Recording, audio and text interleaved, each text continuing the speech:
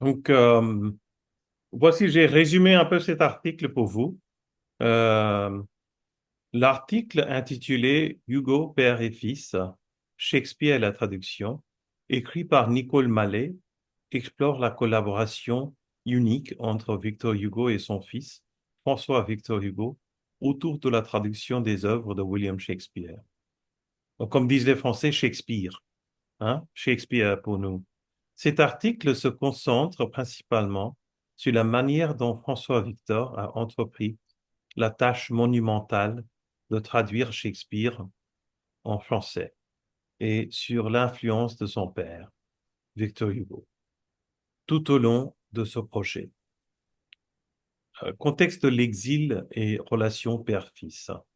L'article commence par évoquer une scène en 1851 où François Victor demande à son père comment il envisage de remplir son temps durant leur exil à Jersey.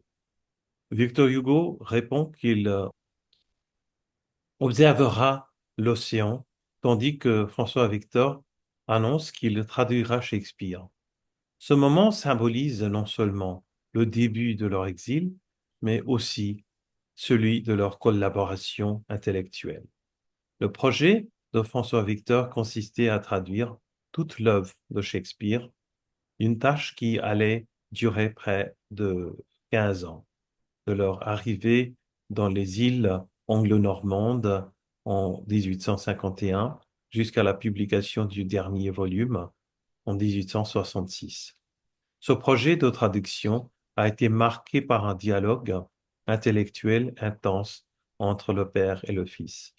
Les idées de Victor Hugo, qui voyait Shakespeare comme un homme de la mer, une métaphore soulignant la profondeur et la complexité de son œuvre, ont nourri l'approche de son fils. Alors, traduction de Shakespeare, une œuvre monumentale. François Victor a structuré ses traductions de manière thématique, révélant une compréhension profonde de l'organisation structurelle de l'œuvre de Shakespeare. Son travail de traduction ne se limitait pas à un exercice purement linguistique, mais intégrait également un cadre critique et historique.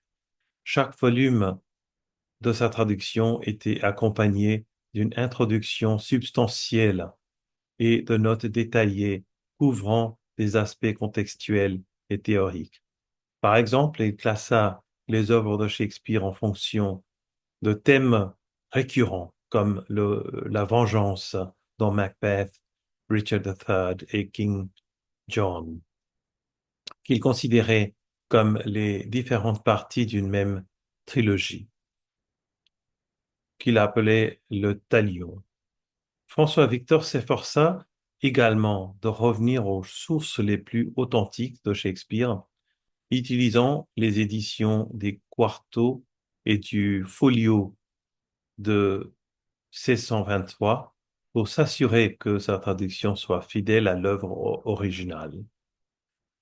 Cela montre un sérieux académique rare, renforçant l'idée que cette traduction n'était pas seulement un travail littéraire, mais aussi un projet de recherche historique. Un projet à dimension historique et philologique. L'article souligne que François-Victor Hugo considérait la traduction de Shakespeare non seulement comme un défi linguistique, mais aussi comme un projet profondément ancré dans l'histoire et la culture. Il voyait cette entreprise une façon de redonner à Shakespeare son caractère sacré, à la manière des exégètes religieux travaillant sur les textes sacrés. Cela s'inscrit dans une époque où la traduction et l'histoire étaient de plus en plus vues comme des disciplines interdépendantes, reflétant un renouvellement théorique important au XIXe siècle.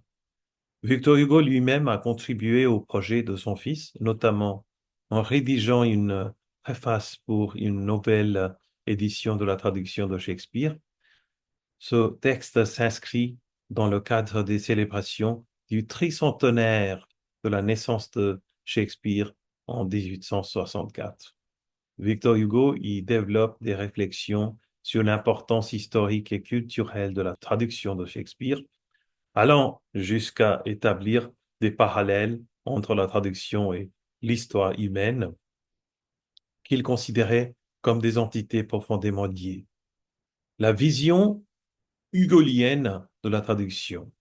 Selon Victor Hugo, la traduction n'est pas seulement une reproduction littérale d'un texte, mais une œuvre d'interprétation qui engage une vision globale de l'humanité et de son histoire. Il voyait en Shakespeare un auteur universel, dont les œuvres transcendent les frontières linguistiques et culturelles. Traduire Shakespeare en français signifiait pour lui enrichir la poésie nationale et renforcer les liens entre les peuples. Hugo percevait la traduction comme un acte de fraternité entre les nations. Cette conception de la traduction comme une entreprise à la fois philologique et historique trouve son écho dans l'ampleur du travail de François Victor. Celui-ci, dans son approche, cherchait à fournir aux lecteurs français non seulement une traduction fidèle de Shakespeare, mais aussi un contexte historique riche qui permettrait de mieux comprendre les œuvres du dramaturge anglais. Pour ce faire, il s'appuyait sur des textes anciens comme les chroniques bretonnes ou des ouvrages contemporains de Shakespeare. Une œuvre critique et un monument littéraire. Le travail de François-Victor Hugo sur Shakespeare a été salué comme une œuvre colossale, tant pour sa rigueur académique que pour sa profondeur critique. Son père, Victor Hugo, voyait dans cette entreprise une véritable construction monumentale, à la fois littéraire et historique. François-Victor Hugo n'a pas seulement traduit Shakespeare, il a également fourni des commentaires approfondis, créant ainsi une œuvre qui dépasse le simple cadre de la traduction. Dans cette collaboration entre père et fils, il est difficile de discerner où commence l'influence de l'un et où s'arrête celle de l'autre. Les réflexions de Victor Hugo sur Shakespeare ont sans doute été nourries par le travail de son fils, et inversement. Les idées de François-Victor sur l'histoire et la traduction étaient profondément imprégnées de la pensée de son père. En somme, en conclusion, l'article de Nicole Manet montre comment la traduction de Shakespeare par François-Victor Hugo, soutenue par l'influence intellectuelle de son père, a donné naissance à une œuvre critique majeure du XIXe siècle. Ce projet représente non seulement un accomplissement littéraire, mais aussi une réflexion sur le rôle de la traduction dans l'histoire et la culture.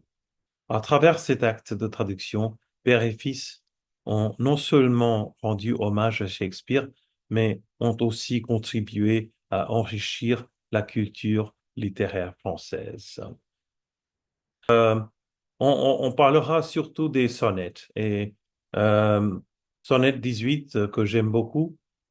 À mon avis, hein, c'est le meilleur des poèmes d'amour que j'ai jamais lu en anglais. Mais il s'adresse en fait à un jeune homme. Shakespeare était bisexuel et il avait été embauché par la mère de celui-ci pour l'inciter à reproduire. Mais peu à peu, Shakespeare lui-même est tombé amoureux de ce jeune homme.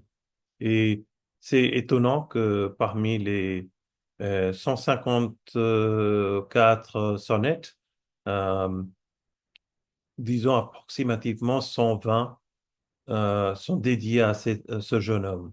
On ne sait pas exactement c'était qui, mais je vais en parler un peu ici. Donc, le sonnet 18 de William Shakespeare, aussi connu par ses premiers mots, Shall I compare thee to a summer's day, est l'un des plus célèbres de ces 154 sonnets. Dans ce poème, Shakespeare compare une personne aimée à une journée d'été, suggérant que cette personne est plus belle et plus éternelle que l'été qui est éphémère. À qui s'adresse le poète, hein? Le sonnet 18, comme beaucoup d'autres, dans la première partie du cycle des sonnets de Shakespeare, semble être adressé à un jeune homme, souvent appelé le fair youth, beau jeune homme. Son identité n'est pas clairement définie, mais plusieurs spéculations ont été avancées au fil des siècles. Le jeune homme est décrit avec une beauté remarquable et une grande jeunesse, mais son identité reste un mystère. Certains érudits pensent qu'il pourrait s'agir de Henry Risley. L'orthographe est assez bizarre. Le comte de Southampton, qui était le mécène de Shakespeare à l'époque euh, où les sonnets furent écrits. D'autres noms ont été avancés, mais rien n'est certain. Il existe une théorie selon laquelle la mère du jeune homme aurait embauché Shakespeare pour écrire des poèmes à son fils afin de l'inciter à se marier et à avoir des enfants pour perpétuer sa lignée. Cette interprétation découle en partie des premiers sonnets où Shakespeare exhorte le jeune homme à se reproduire pour préserver sa beauté. Donc on va commencer avec euh, l'un des premiers de ces sonnets, ce qui est When 40 winters shall besiege thy brow, dig deep trenches in thy beauty's field.